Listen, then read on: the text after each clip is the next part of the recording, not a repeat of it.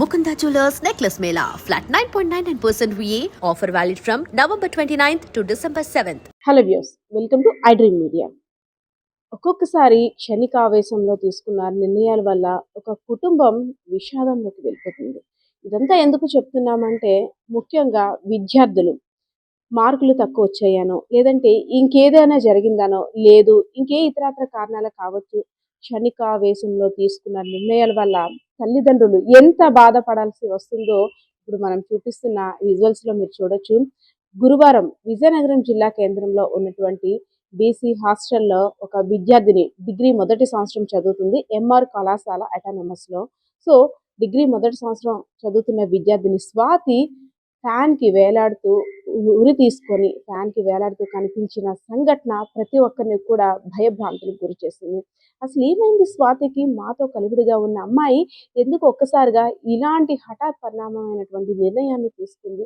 అసలు అంటే చనిపోవడం వరకు నిర్ణయం తీసుకుందంటే అసలు ఎంత కష్టం వచ్చిందంటూ అక్కడున్న తోటి విద్యార్థులు, అదేవిధంగా హాస్టల్ ఉన్న తోటి సహచరులు అందరూ కూడా ఒక డిస్కషన్. ఏదైతేనేం తన కుటుంబంలో తన తల్లిదండ్రులకి గర్భశోకాన్ని మిగిల్చింది స్వాతి.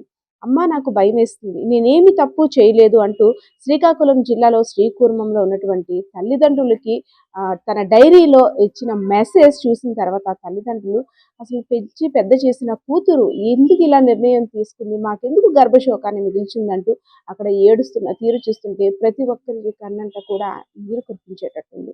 ఎందుకంటే విద్యార్థులు అసలు ఏం చెప్పాలన్నా సరే ఎలా యాక్సెప్ట్ చేస్తున్నారో కూడా అర్థం కావట్లేదు. మీ మంచి కోసం తల్లిదండ్రులు మంచి చెప్పినా దాన్ని యాక్సెప్ట్ చేయడానికి చాలా మంది విద్యార్థులు అసలు యాక్సెప్ట్ చేయటం లేదు. ఎందుకు ఇలా తయారవుతున్నారు, అసలు ఏమవుతుంది స్టూడెంట్స్ అని కూడా చాలా మంది క్వశ్చన్స్ రేస్ చేస్తున్నారు. ఎందుకంటే ఏదైనా కష్టం ఉంటే తల్లిదండ్రులతో చెప్పుకోవాలి, లేదు ఇంకేదైనా ఉంటే పోలీసులు ఉన్నారు, లేదంటే ఫ్రెండ్స్ ఉంటారు. ప్రతి సమస్యకి కేవలం మరణం ఒక్కటే సొల్యూషన్ కాదు. మనం కష్టపడి సాధించి ప్రతి సవాల్ని ఎదుర్కోవాలే కానీ ఇలాంటి నిర్ణయం తీసుకోవడం వల్ల అసలు ఏమి సాధిస్తారంటూ కూడా అక్కడ ఉన్న వారందరూ కూడా స్వాతిని ప్రశ్నిస్తున్న పరిస్థితి. ఎందుకంటే మీ అమ్మాయి చనిపోయింది, ఫ్యాన్కి వేలాడుతూ కనిపించింది, మరణించిందన్న వార్త తల్లిదండ్రులు చెవున పడగానే శ్రీకాకుళం నుండి హుటాహుట్న బయలుదేరి అక్కడికి వచ్చారు. విగత జీవిగా పడి ఉన్న తమ కూతురి మరణాన్ని చూసిన తర్వాత కల్లారా ఏ తల్లిదండ్రులకైనా అసలు కడుపు తరుక్కుపోతుంది, ఉండగలరా, గుండెలు పగిలిపోతాయి. ఎందుకంటే నవమాసాలు కనిపించిన తల్లి, అదేవిధంగా భుజాలపై ఆడించినటువంటి తండ్రి ఆ విగత జీవిగా ఉన్నటువంటి కూతురిని ఆ మృతదేహాన్ని చూసిన తర్వాత అసలు తట్టుకోవడం ఎవ్వరి తరం కూడా కాదు. ఏదైనా కష్టం వస్తే ఎదుటి వారికి తెలియజేయాలి, సవాలుగా తీసుకోవాలి, పోరాడి సాధించుకోవాలి.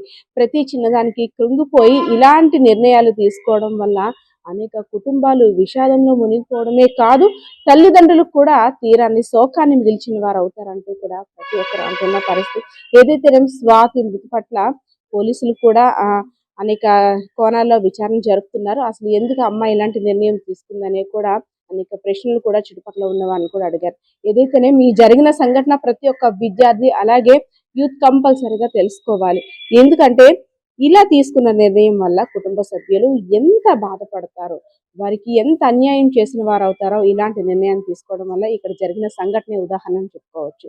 సో విజువల్స్లో చూడొచ్చు ఆ తల్లిదండ్రుల ఆవేదన ఏ విధంగా ఉందో. అదేవిధంగా తోటి విద్యార్థులు కూడా అసలు ఏం జరిగిందో మాకు అర్థం కాలేదు, మాతో సరదాగా ఉన్నది, కాలేజ్కి వస్తుంది, ఎప్పుడు కూడా ఎలాంటి అనవసరమైన టాపిక్స్లో కూడా తను ఉండదు. ఇంత ఫ్రెండ్లీగా ఉన్న అమ్మాయి స్వాతి ఒక్కసారి మా మధ్య లేదు అని మాట తెలియడానికి మేము అసలు యాక్సెప్ట్ చేయలేకపోతున్నాము. అసలు ఎందుకు ఇలాంటి నిర్ణయం తీసుకుందో కూడా అర్థం కావట్లేదు. క్లాస్లో కూడా చాలా కామ్ గోయింగ్ అమ్మాయి, ఎటువంటి కాంట్రవర్సీస్లో కూడా ఉండదు, ఎలాంటి తగాదాల్లో కూడా దూర్చదు. అలాంటిది ఏమైందో ఏమో, ఎంత కష్టం వచ్చిందో ఏమో, ఎవరికి చెప్పుకోలేక ఎంత మదన పడుతుందో ఏమో ఇలాంటి నిర్ణయాన్ని తీసుకుంది. అసలు ఏమైంది స్వాతికి అంటూ తోటి విద్యార్థులందరూ కూడా అక్కడ ఆశ్చర్యకరంగా ఆమెను చూస్తున్న పరిస్థితి అయితే కనిపిస్తుంది. 100% బాలకృష్ణతో Padma, I dream media, Vizianagaram.